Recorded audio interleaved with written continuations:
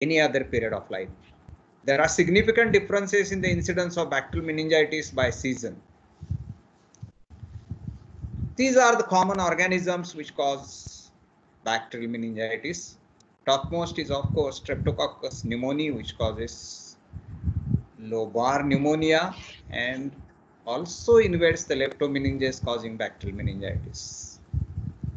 Next to that is the meningococcal meningitis.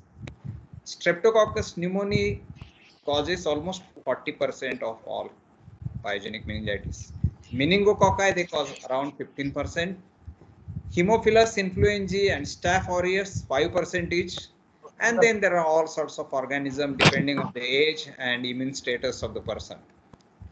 Other organisms, especially in neonates and infants at the age of 2 to 3 months, are E. coli, Staph aureus, beta hemolytic streptococcus, Staph epidermidis, and Listeria monocytogenes.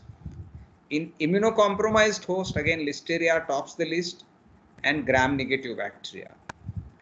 Last lecture we studied most of the cases of HIV, they develop tubercular meningitis or CNS tuberculosis as an end, and they die of tuberculosis. But sometimes they can present with pyogenic meningitis due to Listeria monocytogenes. And those patients who had a contact with the hospital in last 3 months for some other reason, for ENT, ophthalm, ortho, any other problem, if they have visited the hospital and then they develop meningitis, probably they have the bacteria coming from the hospital, Klebsiella, E. coli, Pseudomonas, and Staph aureus as a cause of meningitis. How does bacteria reach the meninges? The major route to the leptomeningeal infection is blood. So mostly it is a blood-borne infection. Patient of pneumococcus developing lobar pneumonia, the bacteria go into the bloodstream and then they reach meninges. Uncommonly, meningitis can occur as a direct extension from nearby focus, especially mastoiditis and sinusitis. Chronic suppurative otitis media is very important cause of direct invasion, and especially the temporal plate of bone, which is very thin, the bacteria can break that barrier and can enter into the leptomeninges. So every patient of pyogenic meningitis, we ask history of any ear discharge, or we have ENT opinion for any perforation or mastoiditis. Sometimes the direct invasion is because of traumatic injury, especially the cribriform plate, which is again very thin. If there is nasal bone fracture or fractures of maxilla and bones of the face, sometimes there can be fracture going into the base of the skull. And then there is a CSF rhinorrhea, CSF leaks. So as CSF starts leaking, bacteria can go other way around. They can enter into the CSF and go inside. Sometimes meningomyelocele or dermoid or sinus tract can cause direct invasion of bacteria into the meninges. Pathogenesis, offending bacterium from blood invades the leptomeninges and releases certain toxins and inflammatory mediators. The bacterial toxins are lipopolysaccharides, teichoic acid, and peptidoglycans. Inflammatory mediators are tumor necrosis factor alpha, interleukins, and prostaglandin E2. And all these inflammatory mediators cause infiltration of inflammatory cells. They cause vessel dilatation, vascular permeability, tissue edema, and then the blood-brain barrier is destroyed. And then there is a thrombosis inside the vessels, especially venous sinuses, where the blood is very slowly flowing and then can be a thrombosis. This purulent material over the convexity of the brain can go into the depths of the sulci, can go around the veins and venous sinuses. It can enter into the basal systems. Worst, it can enter into the ventricles and cause ventriculitis. And the pus going down the thin aqueduct of Sylvius can block, or excess inflammatory fluid in the ventricles can cause either communicating or non-communicating type of hydrocephalus. Pus can get localized in the subdural space, causing subdural empyema. And then the meningeal exudates, they are of varying thickness, and they can invade cerebellum, spinal cord, and they can go into the spinal roots. There can be vasculitis, especially endothelial cell injury to the vessels can lead to vessel stenosis and secondary infection, secondary ischemia, and then infarction. Ventricular dilatation can lead to necrosis of cerebral tissue, occlusion of cerebral veins or arteries. A vascular problem we learned last time in tubercular meningitis, it's chronic type of meningitis, is more severe. And last time we discussed that obstructive hydrocephalus or vascular stroke occurring in tubercular meningitis can cause bad prognosis. In bacterial meningitis, arterial infarctions, they are relatively less, but thick pus going into the superior sagittal transverse sigmoid sinus can cause venous infarct. There are atypical strokes. Veins getting blocked also can lead to stroke, and there is a tremendous rise of pressure inside the blood brain in the brain because of stagnated blood, venous sinus thrombosis, which can cause flurry of seizures. So patient presenting with flurry of seizures, headache, vomiting, neck stiffness, and the CSH showing plenty of pus cells, I think we should suspect venous sinus thrombosis. Cerebral edema can cause damage to the cortex, and it also can lead to convulsions. If there is a diffuse involvement of white matter of the brain, even it can cause altered brain function and can lead to coma. It can lead to multiple cranial nerve palsies. But you know, cranial nerves, they arise from the brainstem. And in tubercular meningitis, first accumulates more at the base. So multiple cranial nerve palsies, they are very common with tubercular meningitis.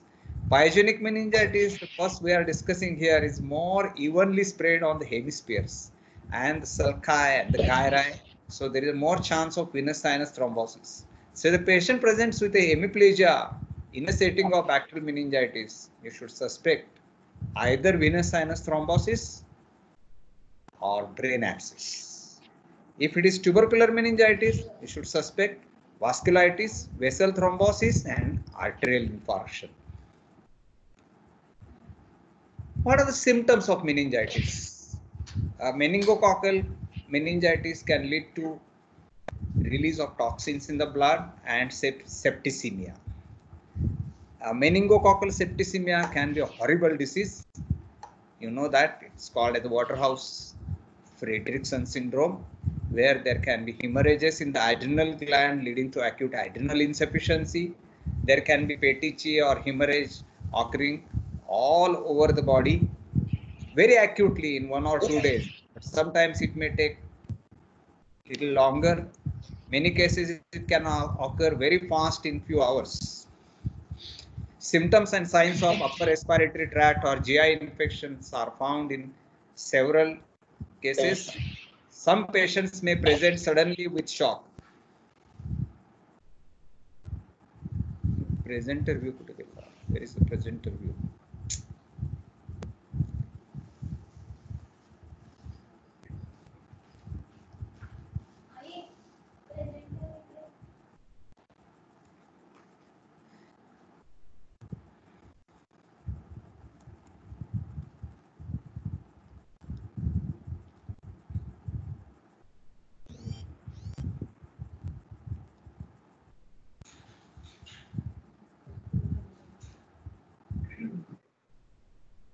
Recording se button को नहीं तेरे दाबी somebody else.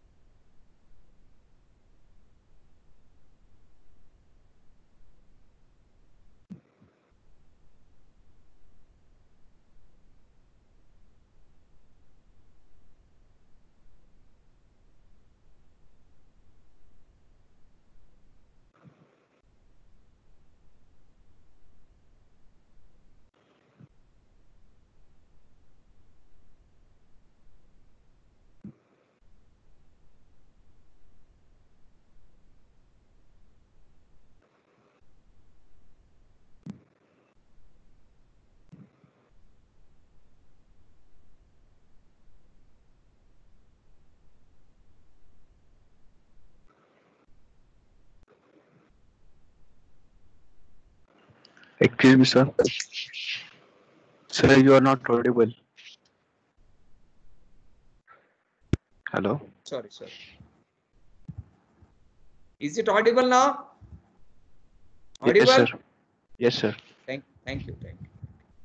So there was some technical problem. Somebody was trying to record the lecture and probably the slides went off. So I'll take back and discuss last two slides which I did not discuss now. These are the slides on toxic manifestations in the CNA in general. Then CNS manifestations we discussed, headache, vomiting, and convulsions, coma. And signs we discussed two signs, the Kernig sign and the Brud-Jenkins sign. In Brud-Jenkins we discussed leg sign and neck sign. Sorry for that mistake. Okay, so there was some technical problem. Coming to the complications of meningitis, the neurological complications, first is seizures. Am I audible now? Yes, sir. Yes, sir. Okay, thank you. Seizures occur in about 20 to 30% of children with bacterial meningitis. Often manifestation of Haemophilus influenzae or pneumococcal infections, and it's caused by brain parenchymal inflammation, cerebral infarction, sometimes electrolyte disturbances. Especially I talked about meningococcal septicemia, there is adrenal hemorrhage and adrenal insufficiency. So there is a sudden deficit of glucocorticoids because of adrenal deficiency. It can lead to various electrolyte manifestations, and severe hyponatremia or even hypernatremia can cause convulsions. Next is altered consciousness, and it could be from drowsiness to clouding of consciousness to coma. Some patients can manifest with the psychiatric symptoms, especially dullness, irritation, and dysphoria. Cranial nerve palsy is already I discussed to you. Cranial nerves, they arise from midbrain, pons, and medulla. So the cranial outflow is around the brainstem. And in tubercular meningitis, also called as a basal meningitis, first tends to accumulate at the base of the brain in the posterior fossa, and then there is the involvement of cranial nerves which causing multiple cranial nerve palsies. In bacterial meningitis, the pus is more on hemispheres. So sagittal sinus, transverse sinus, sigmoid sinus thrombosis, or invasion of the brain leading to encephalitis, localized invasion leading to brain abscess, more common. So cranial nerve palsy is more common with tubercular meningitis. But in bacterial meningitis, certain cranial nerves they get involved. Optic nerve involvement can lead to blindness.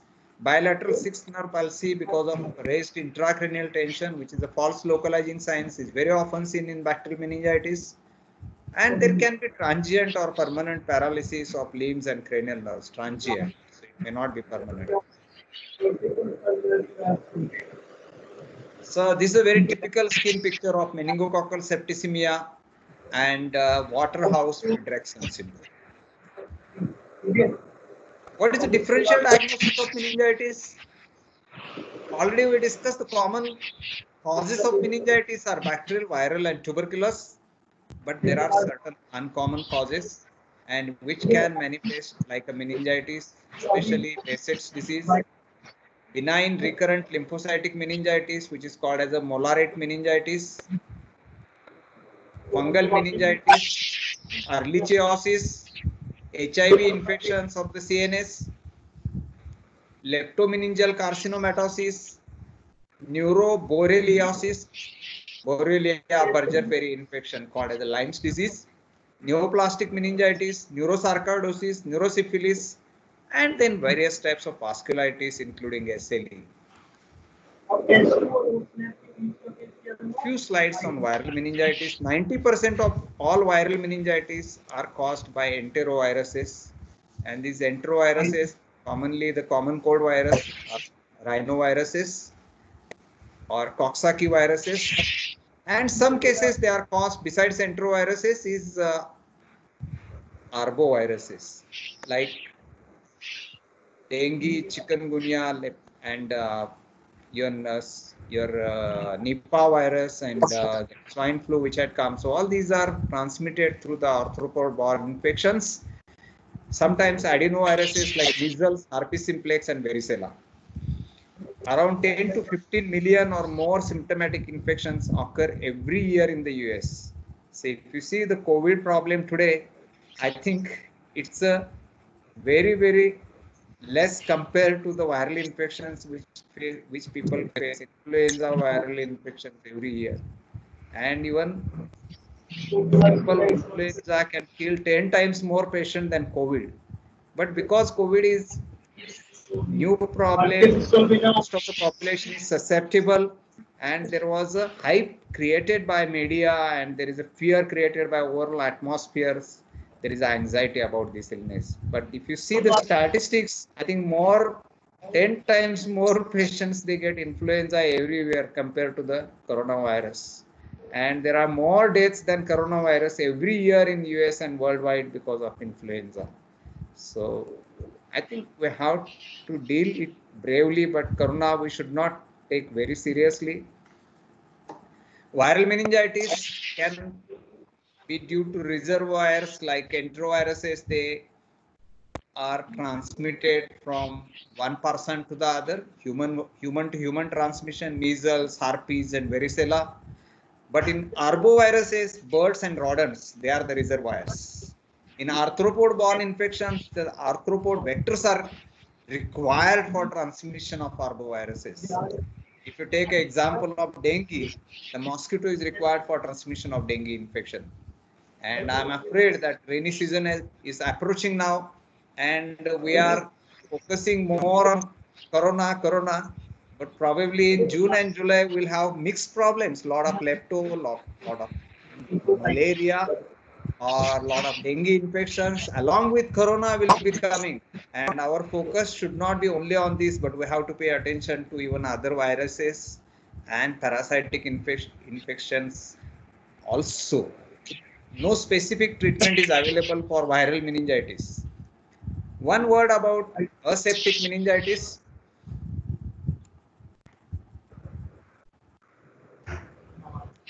Okay, so what is aseptic meningitis? Is a syndrome characterized by acute onset of meningeal symptoms, fever, CSF cell count, fluid pleocytosis, and simultaneously you cannot grow bacteria in the CSF. There are a lot of pus cells. Meningitis is very classic. CSF picture shows a lot of cells, but it is a sterile type of meningitis. So it is called as a aseptic meningitis. Mostly caused again by viral infections. In aseptic meningitis, CSF shows less than 5 cells per cubic millimeter. And one important criterion is there is no evidence of bacterial or fungal infection. So it's a clinically compatible illness diagnosed by a physician as aseptic meningitis with no laboratory evidence of bacterial or fungal infection. It's called as aseptic meningitis. Now we come back to the topic of bacterial meningitis. What are the complications of bacterial meningitis? As I told you, 75% of the times the children and infants are affected by bacterial infections in the brain. As such, in adult practice, medicine practice, we see less number of bacterial meningitis. Mostly they are because of CSOM, mastoiditis, or some other ways the infections they are transmitted to the brain, even sometimes because of head injury. So the incidence prevalence is less in adults. So complications in children is subdural effusion, around 30%, ependymitis, which leads to hyperpyrexia and convulsions. One interesting syndrome called SIADH. You know, there is one hormone coming from the hypothalamus stored in posterior pituitary, said to be a hormone of posterior pituitary, but actually it is storage. Pituitary is the storage tank, and that hormone is aqueous vasopressin, or it is vasopressin or antidiuretic hormone, which is responsible for reabsorption of water from the kidneys and maintaining the water balance. If there is a deficiency of this ADH, it leads to polyuria, polydipsia syndrome, that is called as diabetes insipidus. Diabetes is siphoning out of fluid from the body. It's because of sugar, it is mellitus. If it is because of ADH deficiency, it is insipidus. So these two diseases, diabetes, they are different. Diabetes insipidus is because of ADH deficiency. Diabetes mellitus is due to insulin problem. Either there is a hyperinsulinemia, but it is not effective type 2 diabetes, or there is an actual deficiency of insulin as in type 1 diabetes. So these two diabetes you should know very well. So diabetes insipidus is deficiency of antidiuretic hormone, which is the problem which is diagonally opposite to ADH deficiency and diabetes insipidus. Opposite is a SIADH. Exactly opposite, 180-degree opposite problem, SIADH. SIADH is syndrome of inappropriate antidiuretic hormone. Diabetes insipidus, there is ADH deficiency. So in this problem, SIADH, there is other way around, excess secretion of antidiuretic hormone. And there are a lot of causes. Easy to remember, all those CNS, CVS, RS problem which happen in ICU. What sort of patients? If you have visited intensive care unit, you see cases of strokes, see cases of septicemia, see cases of head injury, you see cases of renal injury and acute or chronic kidney disease patients. So all these patients, brain tumor patients, stroke patients, all can cause excess secretion of antidiuretic hormone. And then if there is a lot of ADH in the body, secreted in the body, it will cause a lot of water conservation. So kidneys fail to excrete water. So water logging is there. Now this water logging, excess water which is stagnated leads to dilutional hyponatremia. So sodium is same, but water is excess. So it is a dilution of sodium leads to dilutional hyponatremia. And it also causes leg edema.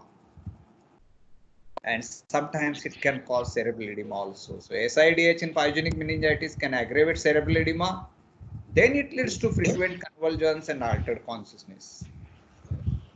We already discussed there can be ventriculitis or thick pus going into the aqueduct of Sylvius can block the ventricles and can lead to obstructive hydrocephalus. Sometimes the inflammatory fluid is so much that even though the aqueduct is patent, there is a passive dilatation, and this leads to non-communicating hydrocephalus.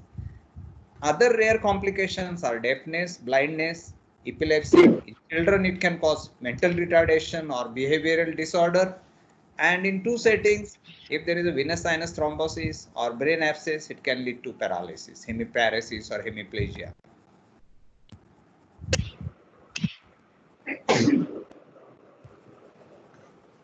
What are the investigations of pyogenic meningitis? Peripheral smear, which will show leukocytosis. WBC count goes up more than 11,000. So very often it is 16, 20,000. We have seen WBC counts going up to 30,000, 35,000 and raising a suspicion of even leukemias. So very high counts can happen. And 80 to 90% of the times there are neutrophils in the peripheral blood.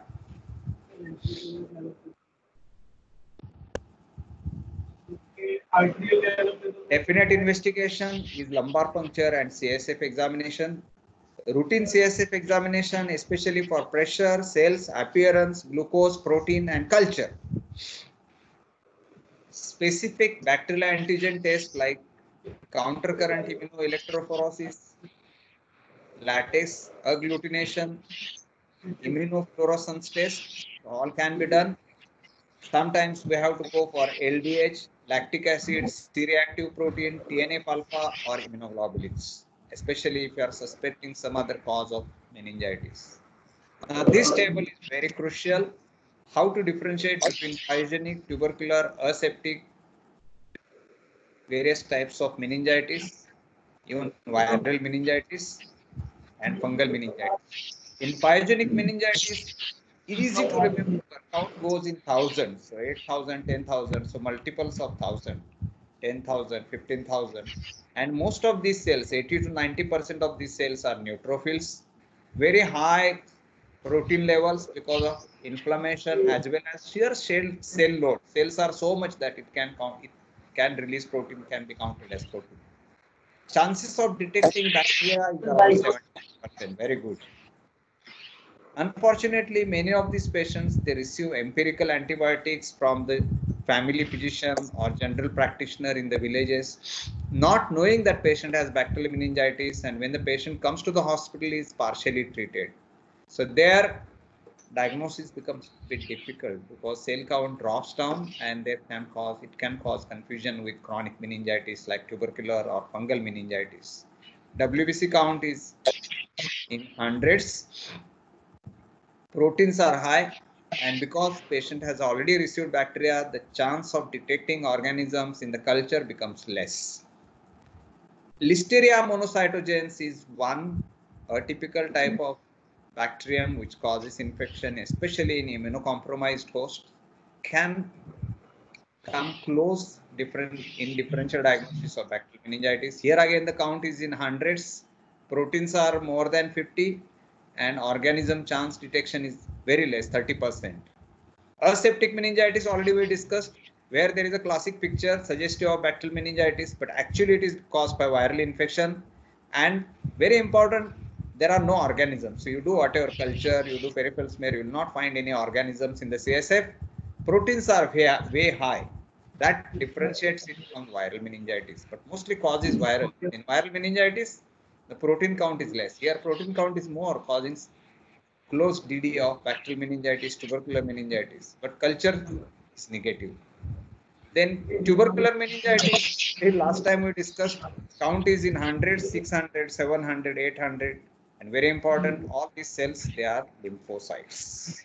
Protein is way high, more than any other meningitis, and chances of detecting TB bacteria in the CSF is very less. So that's why we discussed last time, you have to go around and do other tests. You find evidence of tuberculosis somewhere else, especially if tubercular lymphadenitis or pulmonary tuberculosis, some other focus is present, that solves the problem.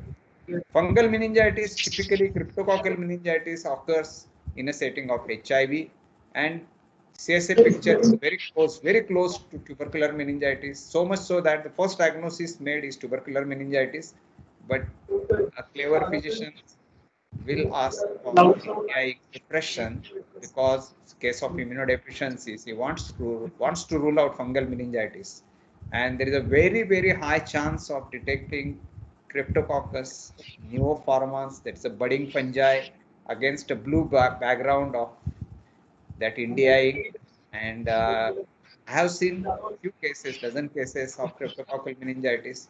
Chances of detecting Cryptococcus neoformans are so high that diagnosis solely depends on that, finding out the budding fungi in India in preparation of CSF.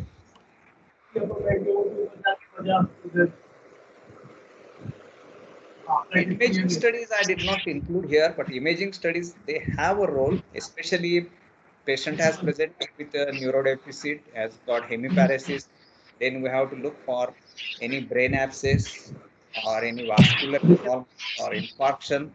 Otherwise also you will find there is a very diffuse type of inflammation and collection of fluid in the sulci gyri. You can detect hydrocephalus, either communicating or non-communicating, or you can even pick up subdural empyema in case of children. So all sorts of complications of meningitis you can pick up imaging studies. But for diagnosis, I think CSF is a gold standard test. You have to do lumbar puncturing. Last part of the lecture, how to treat meningitis. Antibiotic therapy is closer. It is an infection, bacterial infection. So only hope for cure for patients is proper antibiotic. And while selecting the antibiotic, you have to confirm first it is a bacterial meningitis. It's not some other thing like viral or fungal, and very often tubercular. If it is a tubercular meningitis, which comes very close for a partially treated pyogenic meningitis, and if you make a diagnosis of partial treated bacterial meningitis and start antibiotics, unfortunately, if the patient has TB, then he may not respond, he may worsen. So first you have to confirm the diagnosis. Then decide whether it's a community acquired bacterial infection or hospital acquired, because we discussed organisms are different for community acquired and bacterial acquired in hospital acquired infection, and the spectrum of antibiotics we are using is going to be different.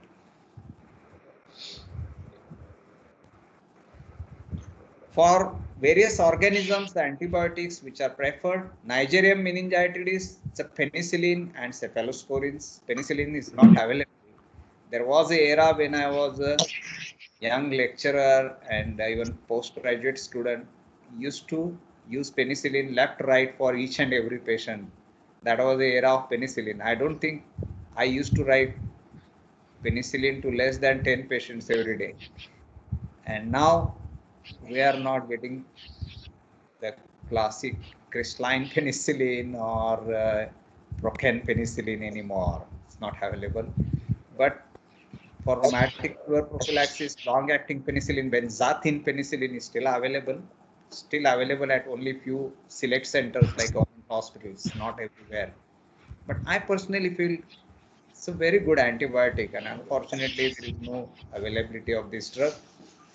I'm still interested in using this drug, but it's not available. Very close alternative to penicillin, which is used rampantly nowadays, and sometimes it is misused, and all GPs they use this drug as a first line drug, and that is cephalosporins, especially ceftriaxone sodium. In Streptococcus pneumoniae, one added antibiotic is vancomycin. In Haemophilus influenzae, the antibiotic of choice remains ampicillin, and Staph aureus, the napcillin or vancomycin. For E. coli, which are gram-negative infections, which are probably originating from urinary tract or GI, the antibiotic of choice remains ampicillin or cephalosporin, and the age-old antibiotic chloramphenicol sometimes works wonders. I still remember that era when we used chloramphenicol a lot, ample, especially typhoid was very common problem in those era. Chloramphenicol was a drug of choice. But chloramphenicol sometimes can cause severe bone marrow depression. And if it is a idiosyncratic or anaphylactic type of bone marrow depression, patient even can die. But other types of bone marrow depression caused by chloramphenicol is reversible, it's dose dependent. I still feel it is again wonderful broad spectrum antibiotic, but hype created by most of the references coming in the journals that it causes pancytopenia, it causes bone marrow suppression. There is a undue anxiety about using this antibiotic. Again, this drug is not that freely available. But sometimes in tricky cases in ICU, I still use chloramphenicol, but it's a good choice, broad spectrum antibiotic. What's the duration of treatment in meningococcal infection? It is 1 week. For Haemophilus influenza and strep pneumonia, it is around 10 days to 2 weeks. And rarely it is required to be given for 3 weeks, especially Staph aureus, which causes localized abscesses in the brain. And abscesses are very difficult to treat because there is no enough penetration of antibiotics inside the dead tissues and necrotic material. So you have to go on treating these patients for longer time. Same is true about E. coli infections. Other infections like Listeria, monocytogenes, and all rare infections, you can use up to 2 weeks to 3 weeks.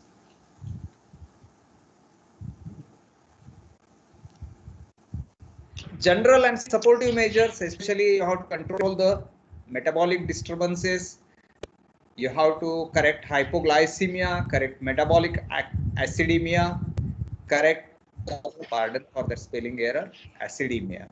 Correcting fluids and electrolytes. Steroids are used in children, not in adult practice. In medicine practice, we hardly use steroids. In tubercular meningitis, last time I told you, steroids are must because it's a chronic disabling disease which causes fibrosis, which causes vasculitis, and which causes adhesions. And all these can lead to various complications of chronic complications of TB meningitis. To avoid these complications, there are some situations in TB where steroids we have to use, especially a delicate structure like eye, choroid tubercles or iridocyclitis in case of eye, or very important pericarditis, because if there is a adhesions between two layers of pericardium, it can lead to constrictive pericarditis. Very bad disease, very difficult to treat. On-table mortality is around 50%.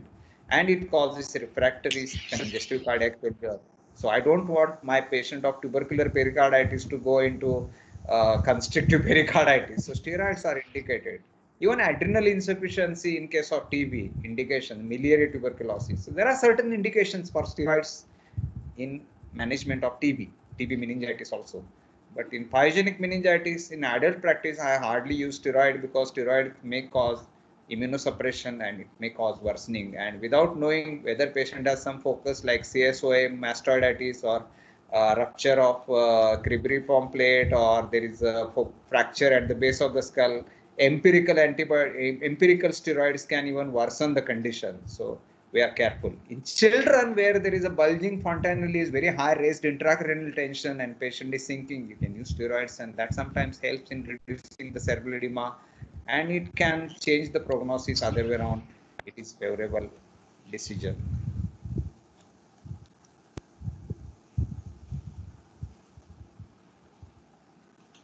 Other things are treatment of hyperpyrexia. You can do tepid sponging and paracetamol. Treatment of seizures, you can use various anti-epileptic drugs. This is taken from old textbooks. So diazepam and phenobarbital is mentioned. In today's era, we are using more of levetiracetam, or you can use a newer drug. Even phenytoin sodium you can use, or you can use lamotrigine. So newer, good, less toxic anti-epileptic drugs are available, and now they are the drugs of choice. Even sodium valproate they use.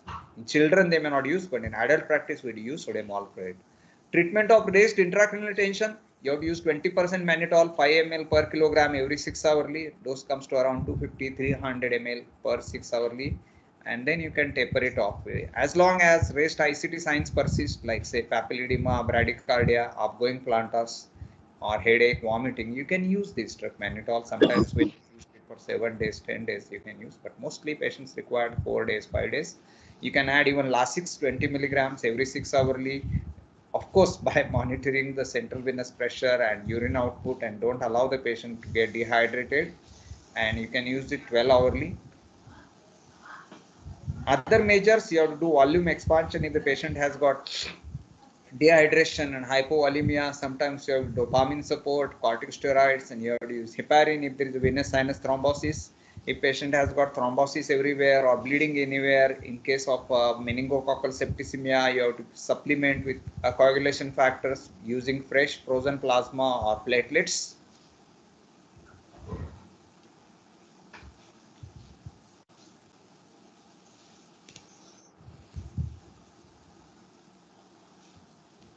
Yes. Then depending on the occurrence of complications, you have to plan treatment. If there is a subdural empyema or effusions, then pricking of children I'm talking about, where the fontanelles are open, we can just do tapping of the subdural effusion. In adults, this complication is not seen, so we don't have to do anything. And if at all this thing happens, then we have to hand over the patient to neurosurgeon. We have to do burr hole and craniotomy. It is not easy. But in children, you can tap the subdural effusions. Ependymitis, you can tap with the ventricular puncture and drainage. Hydrocephalus, sometimes because of adhesions or obstructive type of hydrocephalus, requires bypass operation, especially a ventriculoperitoneal shunt and drainage of CSF, or sometimes you require dilatation of the aqueduct. SIADH, I told you, up till now there was no definite drug available for SIADH, but last 4-5 years we have got Vaptans which have come, tolvaptan, which is a very specific drug for SIADH. But earlier treatment used to be restriction of fluid. It's a dilutional hyponatremia, so we have to just restrict fluids and supplement serum sodium to correct the dilutional hyponatremia. So that's the treatment of SIADH. SIADH is a transient problem. Within few hours, patient will get conscious, edema will subside in next 2-3 days, and patient will settle down. It just required clinical diagnosis, some easy tests like serum sodium, urinary sodium excretion. You don't have to do levels of vasopressin and ADH. That sort of complicated thing is not required. Just withdrawal of or stoppage of fluids and correction of sodium.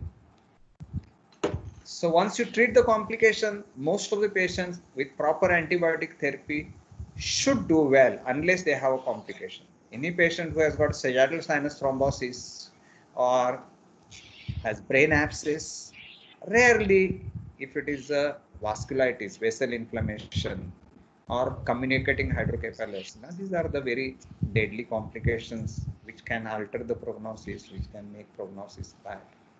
If it is a depressed fracture of the base of the skull and CSF rhinorrhea, CSF leak, again one problem, very difficult to treat because CSF space is now open to outside bacteria. So where long-term antibiotic therapy and neurosurgeon's help is required. But most of the patients who do not have complication, if you use proper antibiotics, select antibiotic properly, give proper dosages. Proper dosages meaning if you start a very low dose in the beginning, if you use antibiotic of less uh, strength, less power in the beginning, and then try to escalate later on. By the time patient worsens, it is a changing the patient's illness in futile. You are not going to catch. But if you use correct antibiotic, correct dose meaning double dose in the beginning to achieve the adequate blood levels, correct dose, and very important, as early as possible. Every hour delay in starting antibiotics, the mortality goes up 10%, goes up by 10%. So you have to do CSF quickly, go to the laboratory, get the CSF report in less than 1 hour, less than half an hour, I'll say. My teacher used to say it is a HPLP. HPLP means Houseman pursuit lumbar puncture, meaning what? Houseman has to run with the CSF sample to the laboratory. If you see how the things work in the hospital, if you do CSF and hand it over to the nurse and tell that send this to the lab, it will remain on ICU counter for 1 hour. Then a Wardaya comes. She will take that sample. On the way, she will meet another 2-3 friends. They will have chit chat. They go to the canteen. Then they go to the general store to collect supplies. And finally, she reaches the laboratory. So there is already 2.5 hours. After that, the person sitting there will again make delay of 1-2 hours. If it is night, worse, 8 hours. So night that sample is kept in the fridge. CSF sample is not to be stagnated, not to be kept in the fridge, because as hours pass, minutes pass by, the cells get lynched and you get a wrong report. So ideally, Houseman has to go with the sample, and the CSF sample should go under the microscope in less than 30 minutes or less than 60 minutes before the cells get lysed, and you have to pick up the diagnosis early. So as early as possible. Supposing there is 2% mortality in pyogenic meningitis in first hour, next 1 hour it goes to 2.1%, raised by 2.2%, goes up by 10%. Another 6 hours it will go to 2.8%. So there is a 60% increase. So like that. So every hour delay will increase the mortality by 10%. So we have to do CSF early, go to the lab, study it, and within first hour you have to give some antibiotic. So the correct dose of antibiotic first, and proper dose, and as early as possible. Now, if you follow these 3 principles, any septicemia or meningitis patient, you can do well. Salvage his life. If you do not do this in children, especially, mortality remains very high in the tune of 5 to 30%. And unfortunately, if you do not make a correct diagnosis for a few days, there is a 50% chance that survivals will have some sequelae of the disease, chronic complications of the disease. So what are the factors which cause bad prognosis? Age of the patient. Very young or very old patient, immunocompromised patients, now they have got more chance of mortality. So extremes of age. Causative organism, if it is a very malignant organism, meningococcal septicemia, then chances of survival become less compared to the routine pneumococcal meningitis. Then number of organisms and bacterial virulence, something like we are discussing in corona today. Higher the dose of virus you receive, more chance that you will go into ICU and you will have a chance of succumbing to the illness. Especially people who are working in ICU and intubating the patients, and anesthetists and surgeons who are dealing with the peritoneal fluid. Peritoneum has got a very high incidence, high percentage of coronavirus. So if some people who are dealing with this, they get a major dose. If you are having a casual touch with a corona patient and if you get few lakh viruses, I will say it is a subclinical exposure. Same applies here also. So if there is a very severe exposure to the bacterium and bacterial virulence is very high, then there is a chance that patient may worsen and succumb to the illness. Then already we discussed this point, duration of illness prior to the effective antibiotics. Every hour delay will increase chances of mortality, chances of complication. Then correct therapy. If you choose wrong antibiotic, or if you make a wrong diagnosis of bacterial infection and go on giving antibiotics, then there is going to be conditions like diabetes and host response. Immunocompromised patients and HIV patients, they avoid.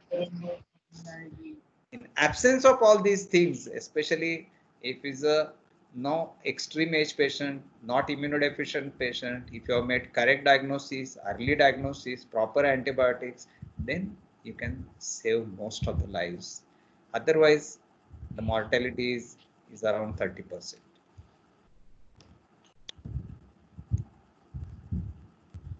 Thank you. If you have any questions, queries, I think you can send on my email, or you can come and discuss later on when you join again.